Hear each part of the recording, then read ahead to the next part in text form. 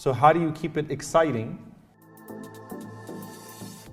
If you are following the sunnah of the Prophet ﷺ to the best of your ability, if you are trying to aspire to be what the companions of the Prophet ﷺ were, though you will never reach their station with Allah subhanahu wa ta'ala, the goal of tazkiyah is being realized anyway, even in the moments that you're not feeling the spiritual high. The Prophet ﷺ said in an authentic hadith, he said ﷺ that everything has its peak, and then everything eventually runs its course. And in this particular narration, the Prophet ﷺ emphasized the low point. The high point and the low point, the Prophet ﷺ chose to emphasize the low point. Whoever has their fatra, their low point in accordance with my sunnah, then he has succeeded. And whoever has it in accordance with other than that, then he has failed.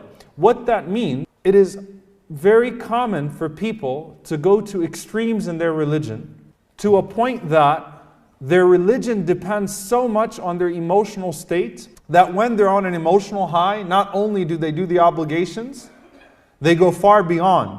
But when they're in a low point, they get to a point where they don't even maintain their obligations. Right? So in my high point, suddenly I'm in the masjid for Fajr, I'm talking about Qiyamul Layl, I'm doing all these amazing things. I'm pushing myself. I overexert myself. But I set for myself in that process a standard that is so unsustainable that I am going to be disappointed because I won't be able to maintain it. And so when I crash hard. Forget about coming to the masjid for Fajr. I'm not even praying Fajr on time anymore. Now I'm doing major sins, for example. The fatra that the Prophet ﷺ was talking about, the healthy low point, was that even when you're in your low point, you don't give up your obligations and you don't indulge major sin or consistent minor sin. That's the healthy low point. The believer always acts with a sense of urgency. And the Prophet ﷺ taught us what? How do we recognize the blessing of our ni'mah in the worldly sense? He taught us two things. Number one, the Prophet ﷺ taught us that sometimes to healthily disconnect in a healthy way from your ni'mah is a means of gaining an appreciation for it. Meaning what? Fasting in the month of Ramadan, by fasting from food, drink, and some of those blessings, you gain a greater appreciation for those blessings. So a temporary disconnect. The second thing, the Prophet ﷺ taught us to engage those that have less than us of that blessing. Not just to give charity. No, to actually encounter those that have less than us. The hadith in Muslim Imam Ahmad from Abu Hurairah radiyallahu ta'ala anhu, shaka rajul nabi sallallahu alayhi wa sallam bi qaswati al-qalb. A man came to the Prophet ﷺ and complained his heart was hard. This is spiritual numbness. My life is mechanical. I'm doing everything right, but I don't feel anymore. Awsahu an yamsaha ra's al-yatim. The Prophet ﷺ told him you should caress the hair of an orphan. Share your food with an orphan. Sit with that orphan. And that will soften your heart. It'll give you a renewed sense of meaning. You can't duplicate that through an online transaction. There has to be an encounter. And the Prophet ﷺ taught that a person should look to those that have less than them in dunya, and it will make what they have seem plentiful. And is it good for you to break away from faith for a little bit so you can feel like a convert again? No. Please don't do that. And that's not the recommendation here at all, nor is it the methodology of the Prophet ﷺ, because as in financial poverty, you don't say, I want to appreciate the blessing of what I have, so I'm going to go put myself in poverty. No. Encountering those in the form of a caretaker, encountering those who have less than you in a way of giving to them. Now, in the sense of our spirituality, how can I make the equivalent of that? First and foremost, the Prophet ﷺ taught us that when it comes to our akhirah, when it comes to pursuits of deen, we have to do the exact opposite of what we do with this material world. And in the deen sense, in the sense of religious pursuit, to only look to those who have more than us. If you think about our deen, we become complacent with the blessing of our deen when we think we're okay, because that's where complacency comes from.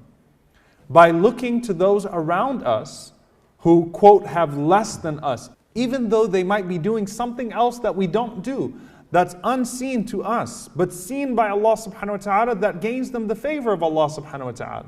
So though they are deficient in one way of their iman or in their practice, they're doing something that you don't see, but you're focusing on the deficiency that's visible to you, and you tell yourself, Alhamdulillah, I don't do that. I'm not like those people. It's very easy to become self-righteous, because if shaitan can't get you with your sins, he'll pollute your good deeds. Self-righteousness is more dangerous because pride is more dangerous than desire. The person in pride doesn't even recognize something is off, right? The Prophet ﷺ's own indulgence of Qiyamul Layl did not cause him to belittle a man who wasn't praying Qiyamul Layl. Someone in your capacity is doing better than you in something that you can aspire to. And that should put you, not to shame, but to be motivated in a different way. So look for examples around you, even if they excel only in one area. A good characteristic, a good quality, a good trait. This is part of muhasabah. This is part of taking account of yourself. It's not just taking account of your sins. It's also taking account of the good deeds that you could be doing, but you're not. That will keep you motivated to attain something higher.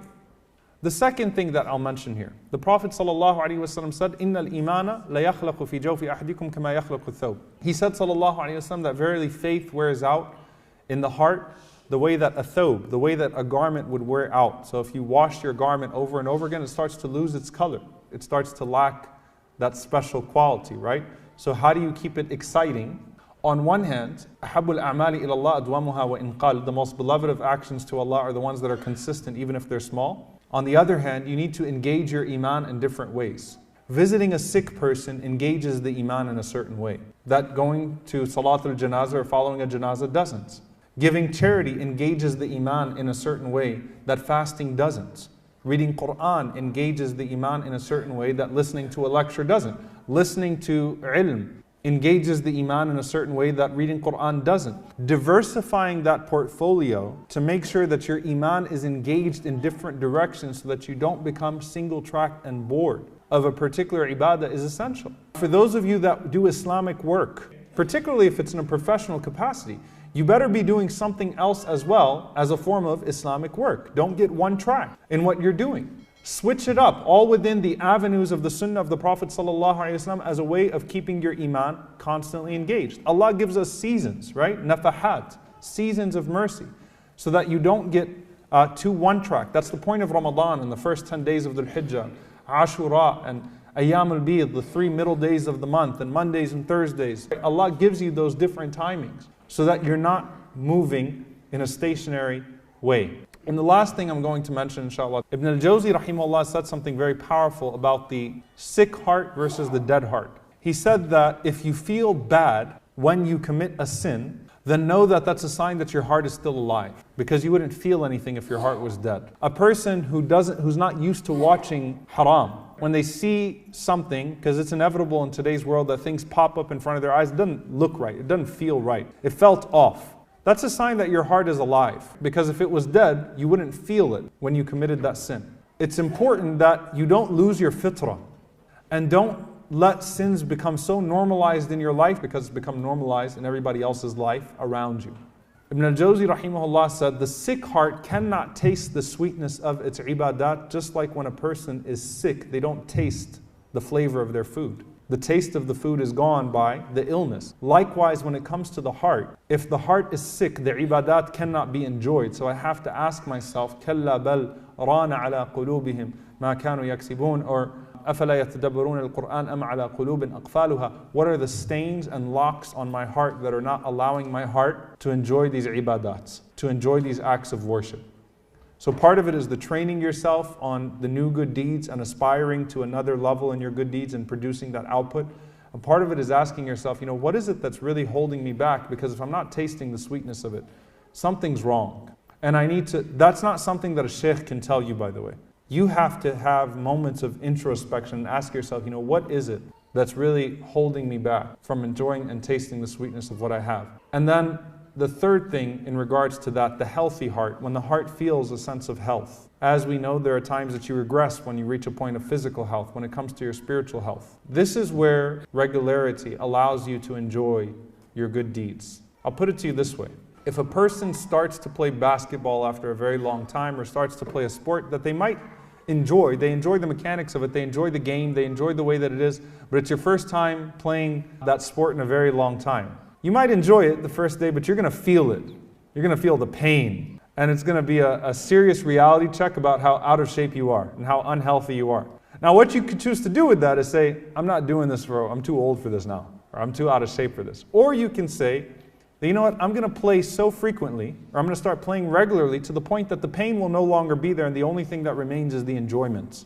If a person engages their ibadat regularly enough, Allah will remove the pain and the enjoyment remains. But you have to work yourself out to where that pain is no longer a factor.